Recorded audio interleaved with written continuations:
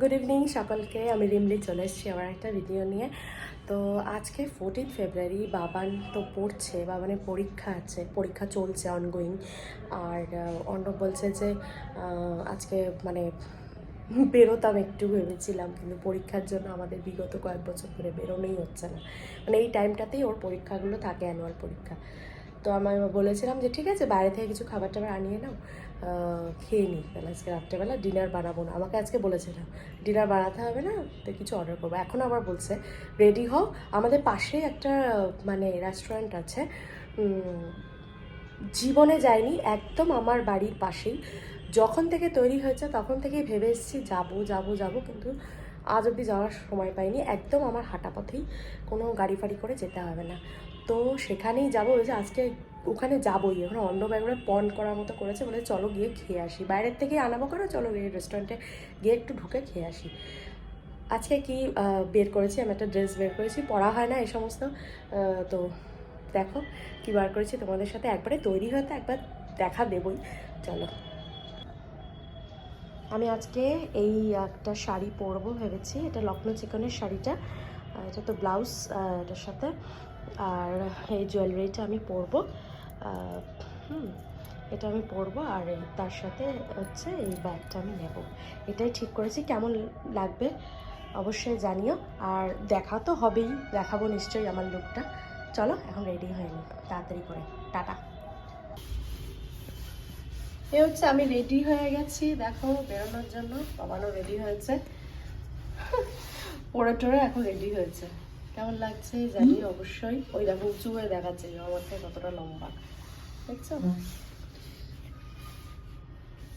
দেখো এই যে আমরা সব রেডি হয়েছি, রেডি হয়ে গেছি। দেখো এখন বেরোবো, বললাম তোমাদের। চলো বেরোই এখন, আবার দেরি হয়ে যাবে নালে। চলো, এই যে বাবারও রেডি হয়ে গেছে। চলো, কেমন লাগছে জানি অবশ্যই, টাটা। চলে এসছি আমরা আজকে আমাদের ডিনার ডেটে। এই যে অর্ণব এখানে দাঁড়িয়ে আছে। চলো এখন ভেতরে ঢুকবো, চলো। এই হচ্ছে আজকে আমাদের ডিনার ডেট, এখানেই হবে, একদম আমাদের বাড়ির পাশে, কিন্তু ফার্স্ট টাইম এলাম। তো দেখতেই পেলে আমরা কোন রেস্টুরেন্টে এসেছি, নর্থ ইন হোটেলের। রেস্টুরেন্টের নামটা ছিল কিন্তু নরিশ রেস্টুরেন্ট। তো এটা একদমই আমার বাড়ির পাশে, মানে এটাকে হতে আমি দেখেছি, যখন মাটি খোঁড়ার থেকে শুরু করে পুরো হতে দেখেছি, কিন্তু আজ অবধি কোনোদিনও মানে যেয়ে উঠতে পারলাম না। তো অর্ণব বললো যে মানে নিয়ে কেন, মানে অর্ডার করে কেন খাবো, তো চলো বাড়ির পাশেই আছে, হেঁটেই চলে যাই, হেঁটে গিয়ে খেয়ে দিয়ে চলে আসি। তো দেখো কত সুন্দর করে সাজিয়েছে, বেশ ভালোই লাগছিল সাজানোটা। স্পেশাল ডে বলে কথা, 14 ফেব্রুয়ারি, ভ্যালেন্টাইন্স ডে। তো খুবই সুন্দর করে মানে ডেকোরেশন করাও হয়েছিল। আমরা ওখানে দাঁড়িয়ে দাঁড়িয়ে সব ছবি টবিও তুলে নিয়েছিলাম বেশ করে সবাই। ছবি তোলার জন্য খুব ভালো একটা জায়গা। তো দেখো কত সুন্দর করে ডেকোরেশন করেছে। তারপরে আমরা স্ট্রেট ঢুকে গেলাম, এই হচ্ছে রেস্টুরেন্টে যে এই ধারগুলো, এই ধারের জায়গাটাতে আমরা বসার চান্স পাইনি, কারণ ওখানে সব বুক ছিল টেবিল, এত রাশ ছিল সেদিনকে। আর বাবান তো প্রচণ্ড দুষ্টামি করছিল, ওকে আবার বকা দিয়ে আমি একটু সামনে বসালাম ওকে, নাহলে এদিক ওদিক দৌড়াদৌড়ি করছিল, এত কিছু করছিল এসব।